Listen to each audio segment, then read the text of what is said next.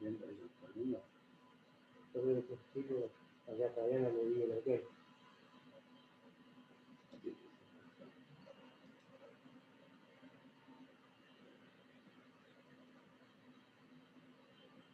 Que yo no sé, a nosotros nos estamos haciendo así.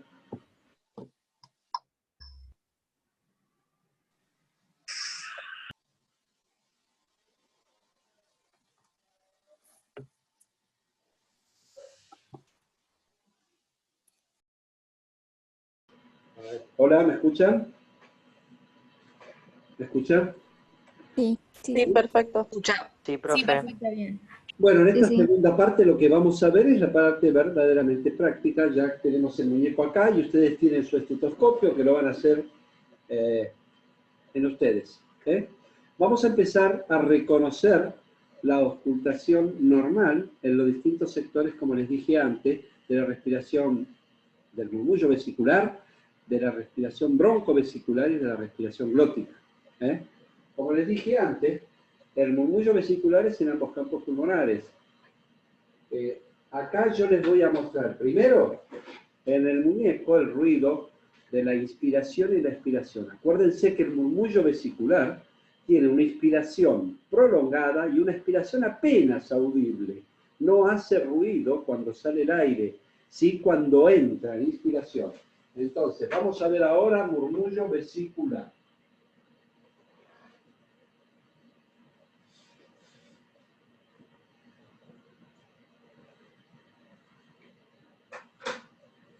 Ustedes me dicen si escuchan bien, Acá ustedes tienen señalado en el muñeco las distintas zonas de auscultación por detrás. Empieza por la región supraclavicular, interescápulo-vertebral y subclavicular. Lo que hacen es salvar la escápula, no percutan ni ausculten sobre la escápula.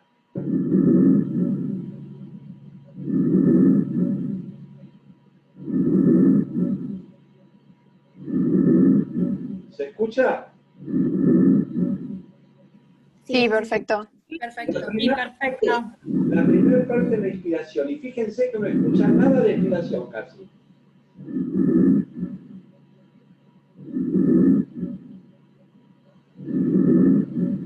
¿Sí?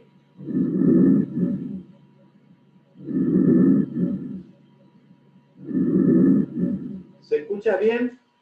O sea, inspiración prolongada, expiración apenas audible, murmullo vesicular. Ahora nos vamos a referir al murmullo broncovesicular.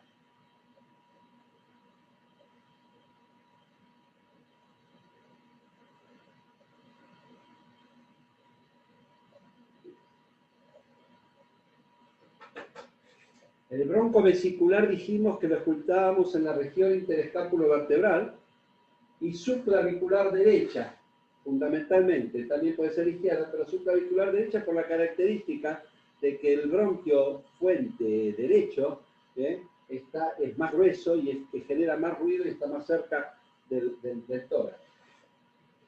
A esta altura es donde se bifurca la tráquea y es donde se genera el murmullo broncovesicular.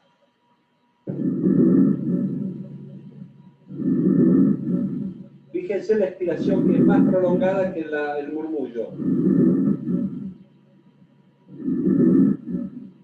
¿Escuchan la expiración más prolongada, casi como la inspiración? Sí. Se escucha perfecto. Bueno, ahora ustedes colóquense el estetoscopio por debajo de la clavícula derecha y traten de respirar rítmicamente y ahí van a identificar la inspiración y la expiración de igual duración y a eso se denomina murmullo broncovesicular. ¿Sí? ¿Lo están haciendo alguno?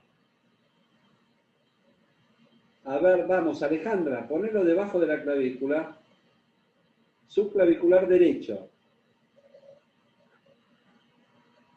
Pero por arriba.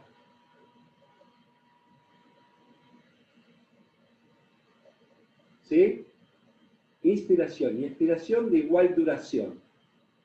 Si eso ustedes lo escuchan donde deberían escuchar el murmullo vesicular, por ejemplo, los campos pulmonares, donde yo debería escuchar el murmullo vesicular, tengo que pensar que hay alvéolos que no están funcionando y hay aire que no está llegando a esos alvéolos. Y eso ocurre en la bronquitis crónica. El paciente con bronquitis crónica tiene un murmullo broncovesicular en ambos campos pulmonares, bronquitis crónica y EPOC. ¿Okay?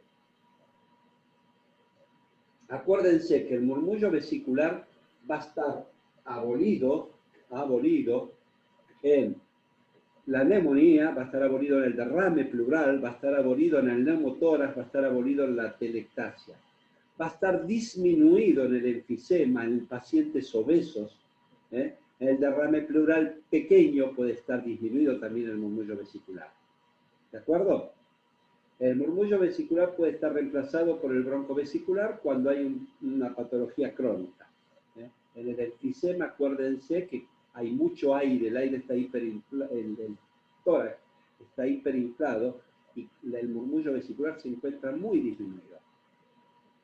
Bueno, y ahora vamos a escuchar el tercer ruido, que es el ruido el glótico, la respiración glótica. Y acá los americanos la tienen como bronquial, y que no es generada en los bronquios, sino en el pasaje de aire a través de la glotis.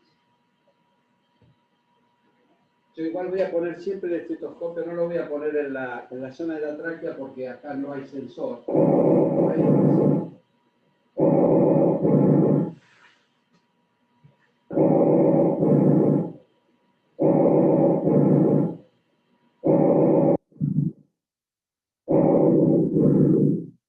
Bueno, escuchan que la expiración casi es más prolongada que la inspiración. ¿Se escucha?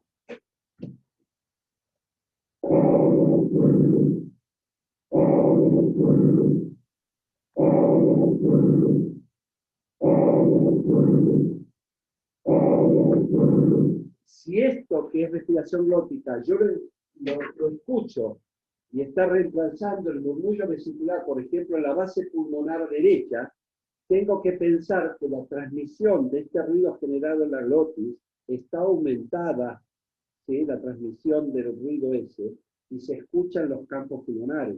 Y eso ocurre cuando el alvéolo está ocupado.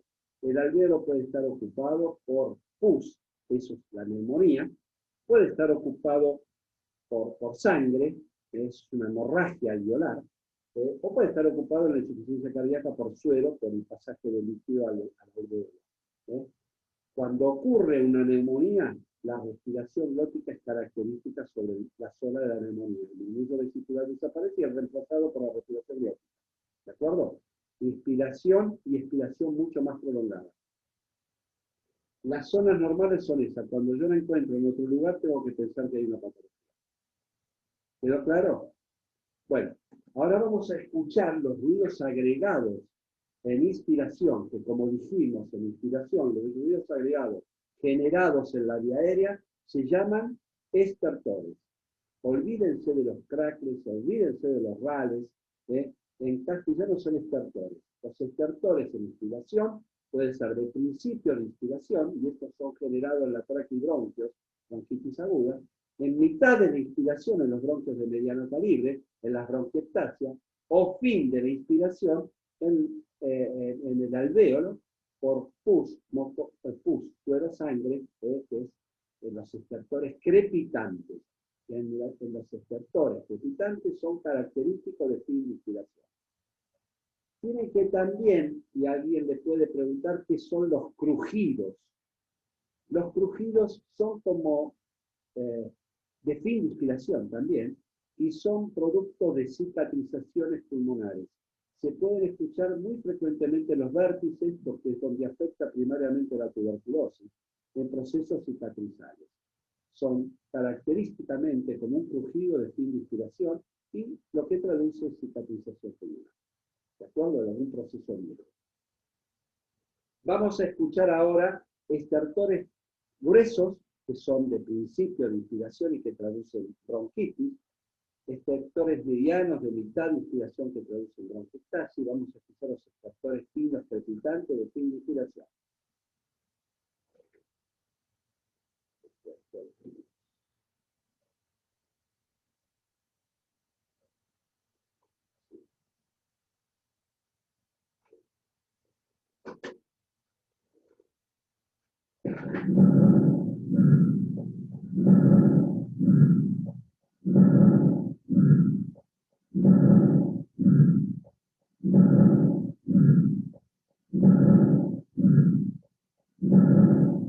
Estos son estertores finos de fin de inspiración, que es lo que le dije, que traduce la insuficiencia cardíaca, puede traducir una neumonía o una hemorragia viral.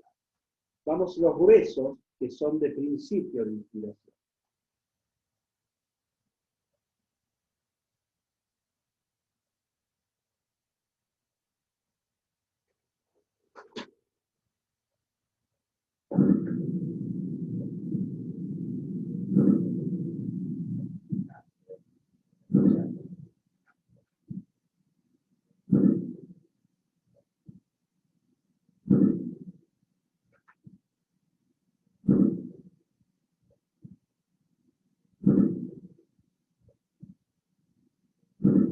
¿Se escuchan los estertores de grueso en inspiración, en principio? Por eso traducen bronquitis. Los que más comúnmente van a juntar en los pacientes con bronquitis, que característicamente lo hacen toser y cambia de tonalidad. Pueden desaparecer o a veces acentuarse. Vamos a escuchar ahora los generados en la salida del aire por broncoconstricción. Y esto es lo que traduce generalmente a insuficiencia cardíaca, a veces la bronquitis se afecta primariamente a los bronquiolos respiratorios.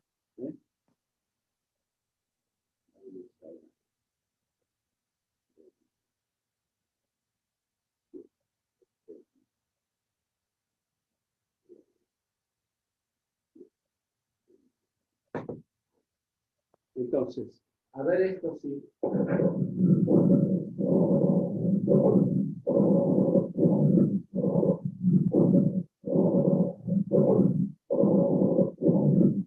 Fíjese que es en expiración, y es de tonalidad grave. En la expiración, inspiración, expiración.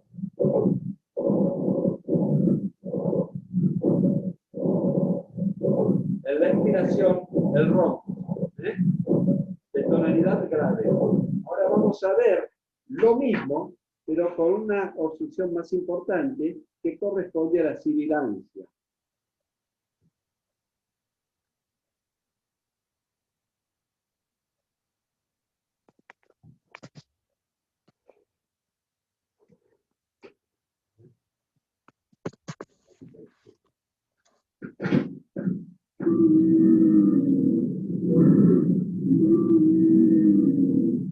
Esto es lo que van a escuchar en un paciente asmático o crisis. Escuchan que parece un silbido en la inspiración.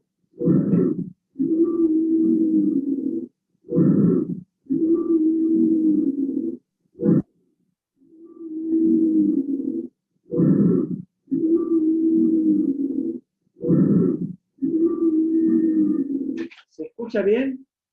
¿Escucharon la sibilancia en la expiración? Sí, sí. Sí, doctor. sí. Eso Sí. es característico del asma. ¿Se acuerdan que habíamos dicho el cornaje y el estridor laríngeo? Vamos a ver, eso traduce en la obstrucción de la vía aérea alta, tráquea o bronquio, el cornaje y el estridor.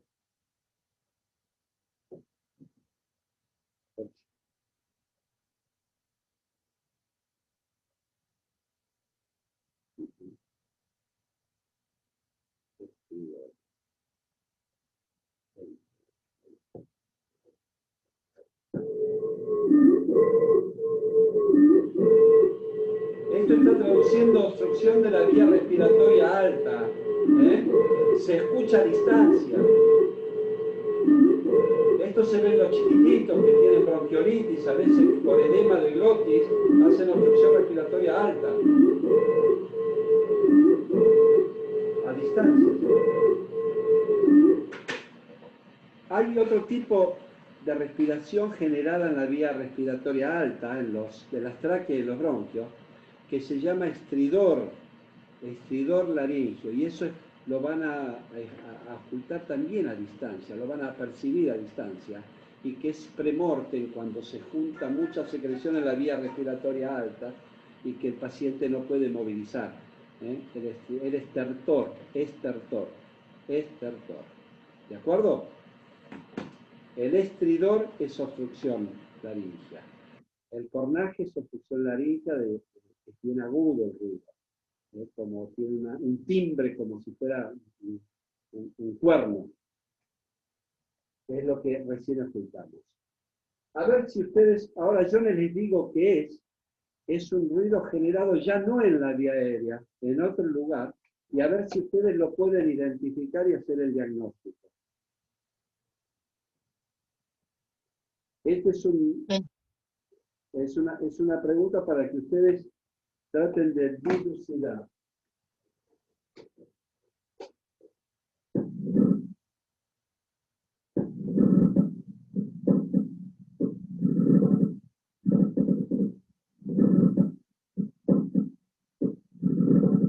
Lo escuchan tal cual, tanto en inspiración como en expiración. ¿Qué les hace recordar esto? Un frote. Generado en la vía aérea. Dijimos que puede generarse en el intercostal, el resto del ruido cerebral, o en la pleura. ¿Y esto qué les hace recordar?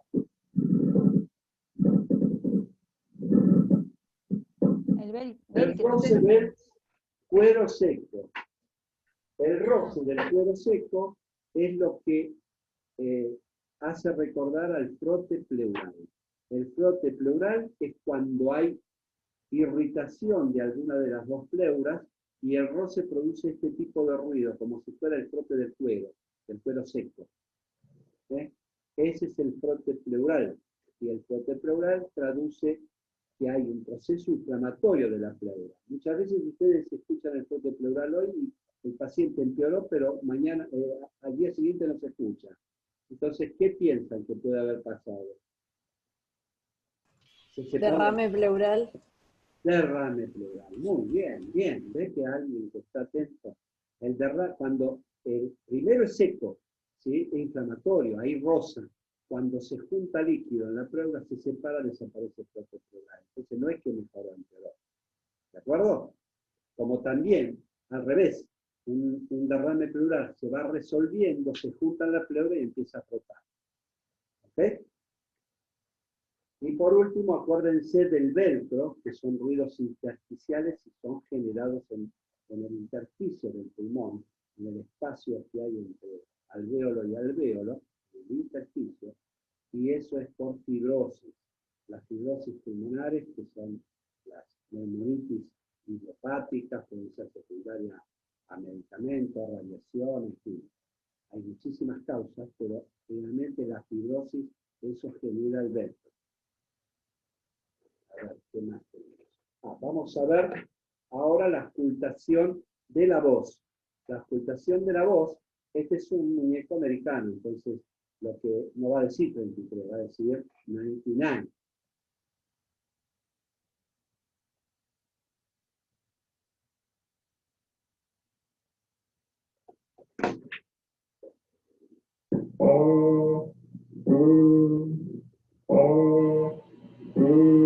¿Qué parece? Un barco. Parece una cabra. Esto es la egofonía. Egofonía, voz caprina. ¿Ok? La egofonía es lo que ustedes van a escuchar cuando el paciente dice 33 por arriba del derrame. Ustedes saben que el derrame forma una curva que es mayor en la región de las axilas. Es menor al lado de la columna, va aumentando por la axila y va bajando hacia adelante. Esa es la curva llamada de Damoiseau-Ellis. Damoiseau-Ellis. Por eso cuando ustedes pulsan un derrame, es preferible que lo hagan cerca de la región axilar porque es donde tiene el mayor nivel. Y si ustedes escuchan por encima del derrame, por el colapso que se produce en el pulmón, aparece la egofonía, aparece el soplo pleurítico en E, que es característico del síndrome supraderrame. A ver si identifican este otro de la auscultación de la voz.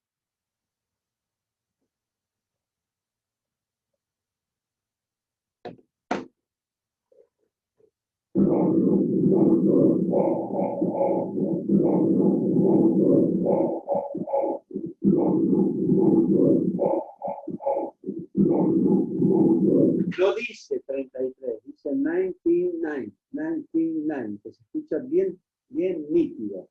¿Cómo se llama cuando está aumentada la transmisión de la voz? ¿Se escucha nítido? Pectoriloquia. Pectoriloquia, muy bien. Pectoriloquia es aumento de la transmisión de la voz nítida. Broncofonía es aumento de la transmisión de la voz, no nítida. Egofonía es la voz caprina. Y pectoriloquia áfona, yo le hago decir 33 en voz baja y la escucho muy nítidamente sobre la zona de condensación, o también la escucho por la zona supraderránea, además de la egofonía. ¿De acuerdo?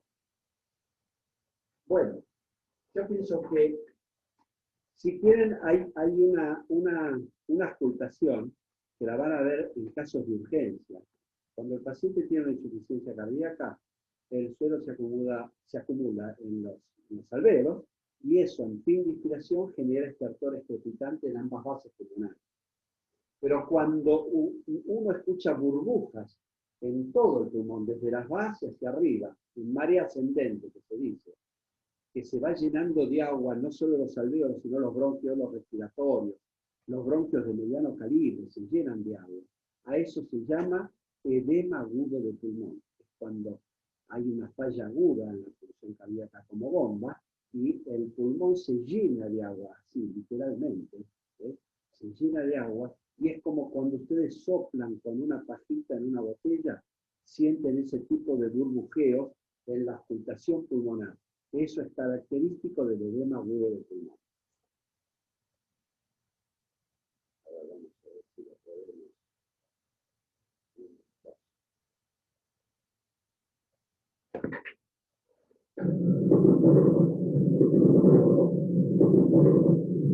Es como burbujas que se rompen, ¿eh?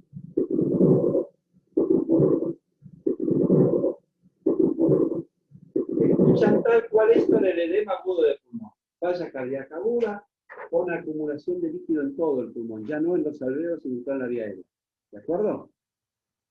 Bueno, yo les sugiero que ustedes escuchen por lo menos lo normal. Lo patológico se ve en el paciente enfermo, pero por lo menos poner el estetoscopio en su hermano, en su novio, en su madre, en su padre, en los campos pulmonares, en la región interescápulo-vertebral, en la región glótica, y cumplir todos los pasos de la auscultación. Primero, auscultan a ver si entra el aire simétricamente en ambos campos pulmonares. Segundo, qué tipo de respiración tiene. El murmullo vesicular, dónde lo tiene, el broncovesicular, dónde lo tiene, y el glótico, dónde lo tiene. Tercero, ver si hay ruidos adventiciales, agregados en la inspiración o en la expiración. Fuera de la inspiración, si hay adventiciales, como por ejemplo el intersticio velcro, o si hay un frote pleural. Punto. Son los ruidos adventiciales. Estertores en inspiración, roncus y sibilancia en expiración. Después le hacen decir 33 y ver cómo se transmite la voz en los campos pulmonares. Y por último, lo hacen toser y ver si movilizan secreciones. Entonces, siguiendo estos pasos, van a hacer una auscultación pulmonar correcta. ¿De acuerdo?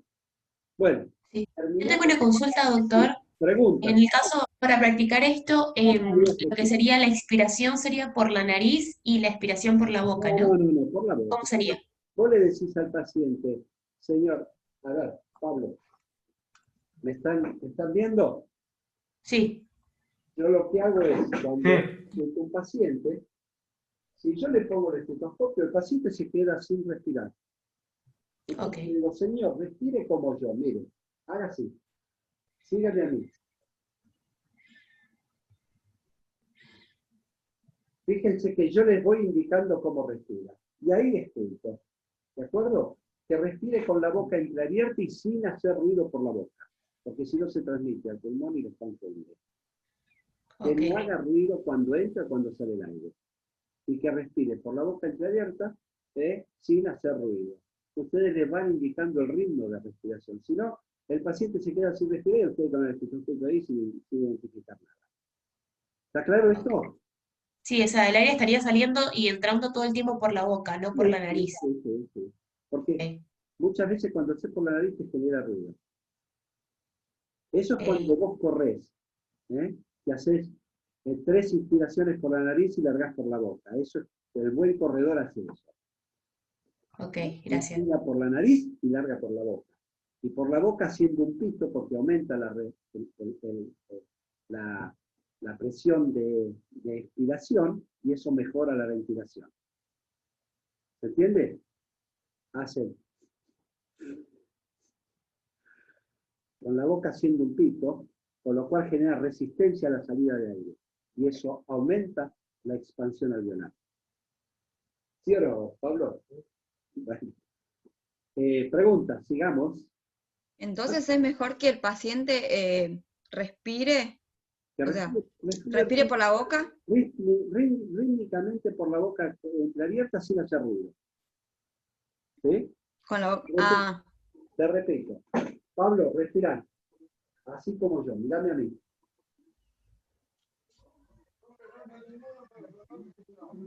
Sin hacer ruido. ¿De acuerdo? Nos queda De poco acuerdo. tiempo, qué lástima. Yo lo que quería era repasar la percusión y la inflexión de nuevo con el muñeco.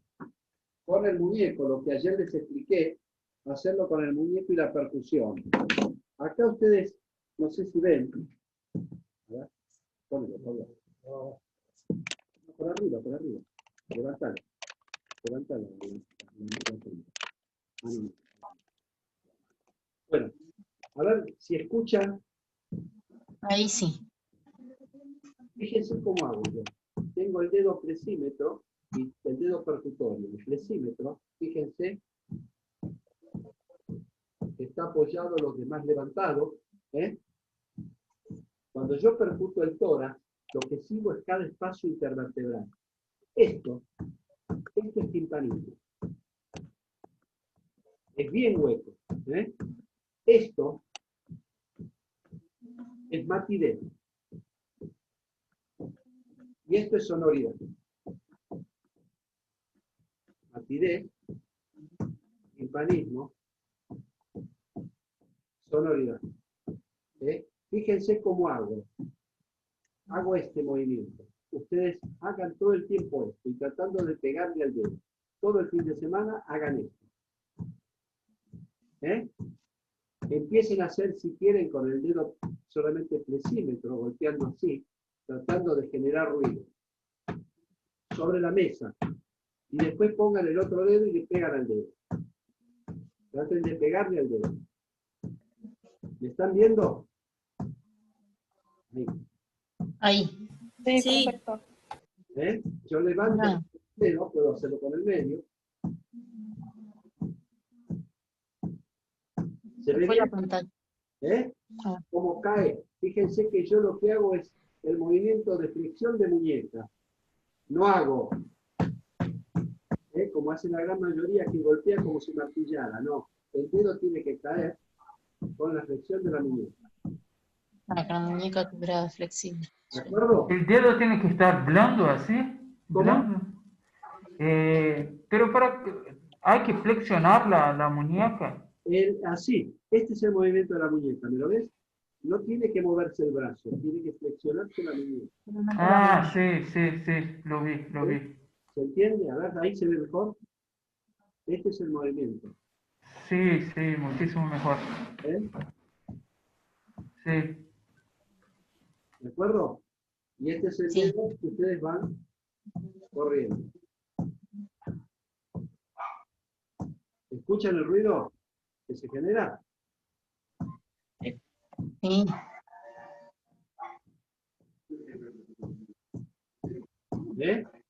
¿Se escucha? Bueno, Sí, sí. tienen que practicarlo. A ver, uno que me muestre cómo está, cómo hace la percusión. Alguno. A ver, yo te estoy viendo. En este momento el único que tiene cámara abierta. A ver, vamos a ver eso. Dale. No, estás moviendo mucho el brazo. Trata de flexionar más la muñeca. Ahí está. Muy bien. Muy bien. Está saliendo bien. A ver, trata de flexionar más la muñeca y que salga ruido. Y que caiga el dedo, Juan. Que caiga el dedo medio sobre el escritorio y generar ruido. Muy bien, Sofía. Perfecto. A ver, ¿alguien más? Todo el fin de semana hagan esto. Muy bien, Martina. Bien, Martina Sergio. A ver, Juan. Muy bien. Más flexión de la muñeca. Más flexión de la muñeca. Muy bien, Melissa. Pero genera ruido, ¿no? Bien. Bueno. Vamos a ver la semana que viene, si hacemos un repaso con el muñeco de todas las maniobras palpatorias y percutorias. ¿De acuerdo? Expansión de las bases, expansión de los vértices, expansión del tórax por delante. Y esto, en la semana que viene, lo vamos a cotejar con los grandes síndromes pulmonares. Los grandes síndromes pulmonares que vamos a ver son neumonía, neumotórax, atelectasia y derrame pleural. Y cómo la semiología puede hacer diagnóstico diferencial en estos 4 síndromes. ¿De acuerdo? La semana que viene vamos a ser bien prácticos. Sí. Sepan que medicina A es semiología. Sepan que lo que tienen que ustedes aprender en estos 4 meses es a revisar un paciente. Sepan que revisar un paciente muchas veces ustedes van a ver que son maniobras que no son necesarias. Pero la característica del médico es revisar al paciente en su totalidad independientemente de la causa que lo trajo a la consulta. Ustedes van a ver que ustedes pueden hacer el mejor diagnóstico, pero si no revisan al paciente, el paciente no se siente atendido. Yo estoy cansado de ver pacientes en el consultorio que van a la guardia, tienen dolor, le sacan una radiografía, un electrocardiograma y lo mandan a casa, pero nadie le puso un estetoscopio en el pecho. Entonces dicen, pero ya sé, la atendieron en la guardia, le dijeron que no tenía nada. ¿Para qué viene? ¿Por qué no me revisaron, doctor? Entonces, la semiología no es que sea importante, pero es lo que a nosotros nos da la empatía con el paciente y la relación médico-paciente. Y muchas enfermedades son psicosomáticas, son emocionales, y ustedes a veces curan al paciente con la presencia. El paciente viene al consultorio, se siente revisado, se siente enfermo, muy mal cuando viene. Y cuando ustedes lo revisaron y le dicen, señor, no tiene nada, se van contentos del consultorio. Es importante el examen semiológico. Es importante no solo para que el paciente esté atendido, sino que es importante porque les va a dar el examen semiológico las pautas de qué enfermedades puede tener para poder dirigir después el estudio que ustedes van a solicitar. Recuerden que los errores médicos más importantes se deben a la deficiencia en el examen semiológico. El 60% de las causas de los errores médicos es porque no se hace un buen examen semiológico. Bueno, nos vemos la semana que viene. ¿Les sirvió más o menos en práctico? Es difícil, pero bueno, es lo que tenemos en esta situación. Gracias. Muchas gracias. Muchas gracias por todo, doctor. Gracias, profe. Gracias. Gracias, Pablo. Hasta luego. Gracias, Pablo. Gracias, Pablo. Gracias. Feliz día, Pablo. Gracias. Feliz día. Feliz día.